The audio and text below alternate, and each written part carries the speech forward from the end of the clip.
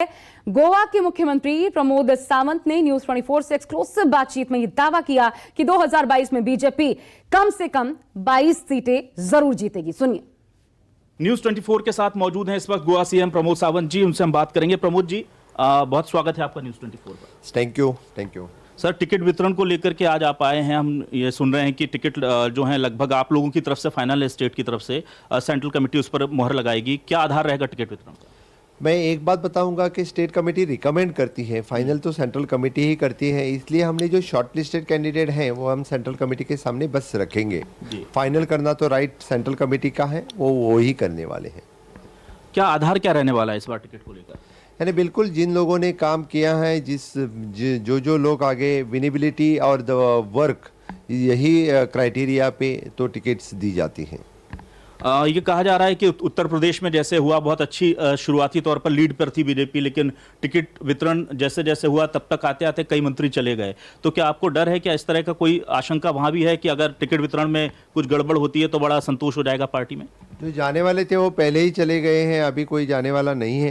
मुझे लगता है कि बिल्कुल हम जिसको यानी साथ में रख के सभी इलेक्शन को जाने वाले हैं।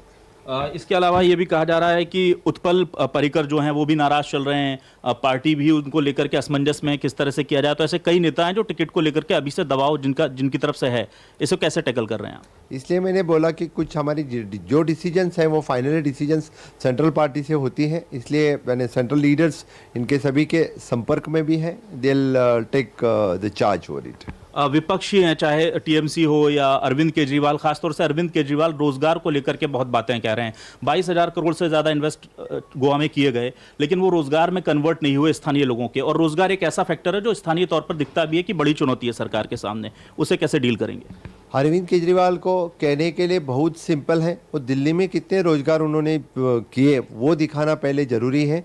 गोवा एक बहुत छोटा राज्य है और उस गोवा में छोटे राज्य में कोरोना काल में टूरिज्म इंडस्ट्रीज़ और मेजर इंडस्ट्रीज़ थी, फार्मा इंडस्ट्रीज़ हो या आईटी इंडस्ट्रीज़ हो। लेकिन कोरोना काल में पूरे देश में रोज़गार की समस्या हो गई है।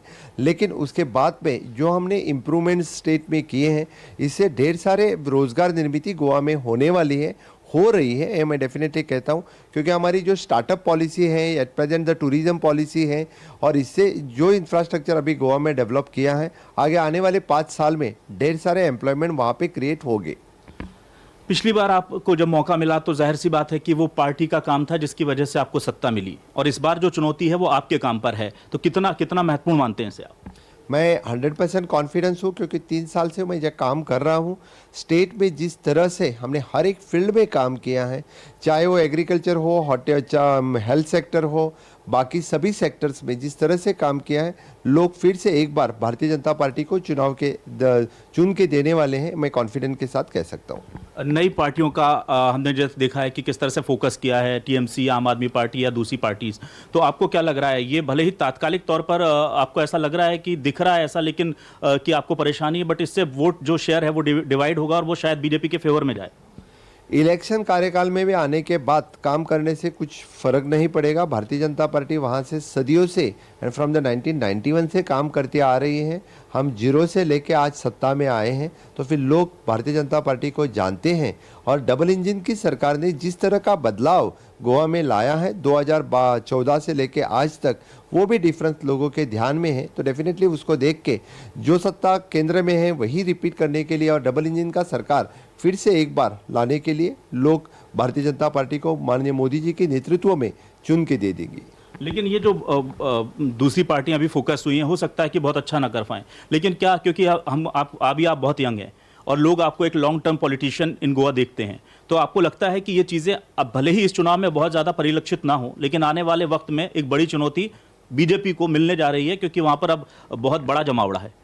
हाँ, वहाँ तो टीएमसी है, आम आदमी पार्टी, कांग्रेस और रीजनल पार्टीज भी हैं, सभी यानी एक दूसरे को रिप्लेस कर रही है। लेकिन भारतीय जनता पार्टी की वोट बेस जो है वो भारतीय जनता पार्टी के साथ में है, और काम करने के वास्ते हो या हम फील्ड में जो लोगों के साथ में हैं, उसी के वास्ते सभी लोग भारतीय जनता पार्टी के साथ में रहेंगे। सर, 3 काम कोई ऐसे जिन्हें देख करके आपको फक्र होता है 3 साल में कि ये काम है जो मैंने किए हैं और जिनके आधार पर मैं जनता के बीच में जाकर के सीधे फक्र से कह सकता हूँ बड़े काम 3? Which is an infrastructure development is the first thing जो हमने बड़े काम आज दिख रहे हैं, डायरेक्टली आप गोवा में जाने के बाद एयरपोर्ट से उतरे तो भी आप पूरे गोवा में आपको इस तरह का इंफ्रास्ट्रक्चर काम दिखेगा।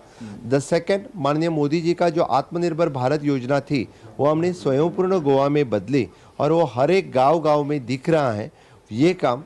और the third one is the human development, जिससे स्वयंपूर्ण गोवा से हम जो गांव में लोगों तक गवर्नमेंट ऑफ इंडिया और गवर्नमेंट ऑफ गोवा की स्कीम लोगों तक पहुंचाए, which is we call that is human development. इसी काम के वास्ते मैं वादे के साथ कहता हूं कि लोग हमें फिर से एक बार चुना के दे देंगे। अंतिम सवाल सर, कितनी सीट्स आने की उम्मीद है और कितने कॉन्फिडेंट है?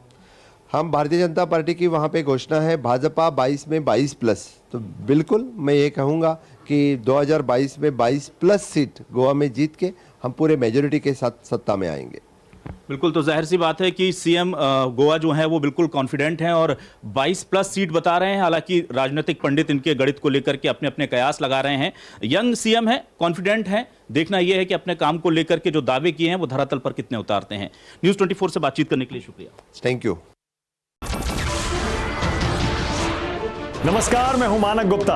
अगर आपको हमारा ये वीडियो पसंद आया हो तो इसे लाइक और शेयर जरूर करें और हाँ, हमें सब्सक्राइब और फॉलो करना ना भूलें ताकि आप देश और दुनिया की कोई खबर मिस ना करें।